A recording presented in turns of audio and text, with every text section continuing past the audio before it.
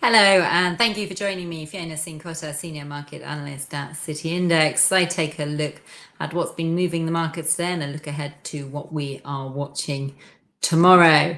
So, stocks in Europe closed lower across the board. There was the hangover from a weak session in Wall Street the prior evening, and also disappointing earnings coming through. A notable underperformer was Standard Chartered, which dropped around 12% after disappointing pre-tax profits and a $1 billion hit from its exposure to Chinese real estate. Also in focus was the ECB interest rate decision, where the ECB, as expected, left interest rates unchanged at 4%. This is a record high. Now, comes after 10 straight interest rate hikes from the central bank. Now, we are seeing that inflation in the region has cooled, but we're also seeing that the economic outlook has deteriorated quite significantly, with PMI data earlier this week showing a deep contraction.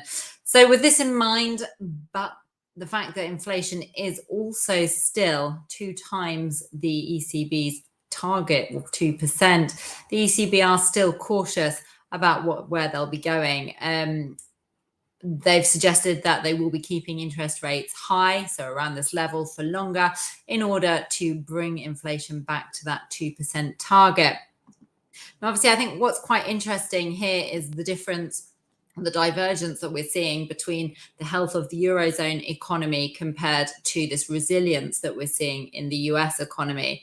So we've seen that being played out really quite well in the euro, which has fallen below the 20 SMA today. It's also looking to target that 105 level from earlier in October. And if we do see a breakthrough there, then it will, we'll be looking for the euro to test that 104.50 level, the October low. Any recovery, I think, is going to need to move back over that 20 SMA, which is around the 105.60 level. And then we could look perhaps at moving higher again.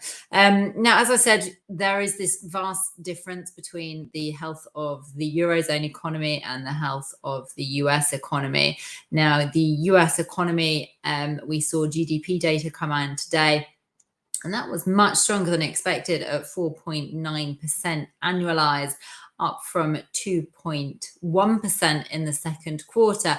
Now, I think this data was really interesting because we also have seen not only the strong growth, but also the consumer remains really quite strong. So if we just have a look at this chart here, we can see that 4.9% growth marked on there. We can also see that personal consumption was up at 4% in the third quarter. So that's a really strong sign that consumers are still out there shopping, even though the Federal Reserve has been raising interest rates aggressively. I think the other thing that's really interesting from the data that we came through today was the core PCE for the quarter actually cooled by more than expected to 2.4% from 3.7%. So that also suggests, though, that there is some cooling in the inflation that we're seeing. Now, if we just have a look ahead to what we'll be watching tomorrow, I mean, tech is very much in focus. It's been in focus today. We've got the NASDAQ, as I speak, is down over 1%, and that's in addition to the 2.4% that it lost in the previous session. What we're seeing here is tech earnings are just not living up to these high expectations. So we had Meta was in focus today.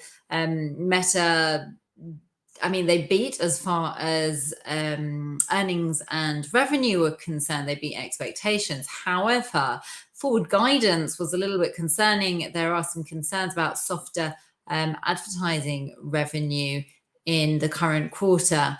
Given that these stocks have rallied so hard across the year, I mean, Meta was traded up around 150% across the year to date. That doesn't leave much room for any disappointment as far as earnings or guidance is concerned. Other things to be watching for. So after the close tonight, we've got Amazon will be reporting, expecting their EPS of 60 cents, and that's on revenue of 141 0.56 billion US dollars.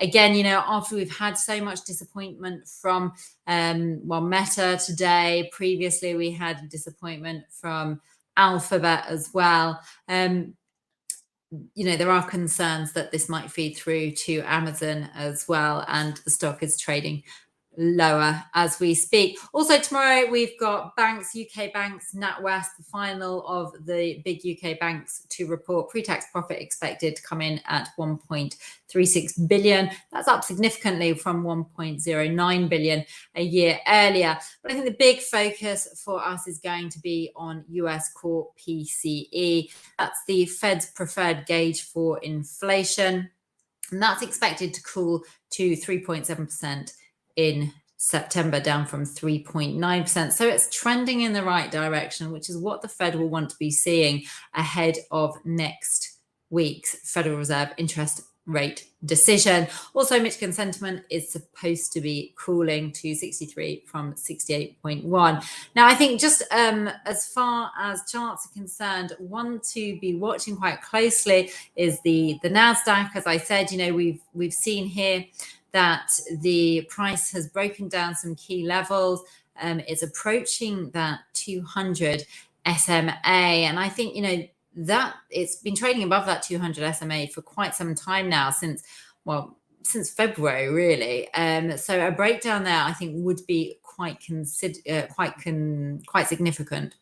So anyway, that's what we've been watching. That's what's going to be going on tomorrow. If you like the video, then please do follow, and I will look forward to seeing you tomorrow. Thank you. Goodbye.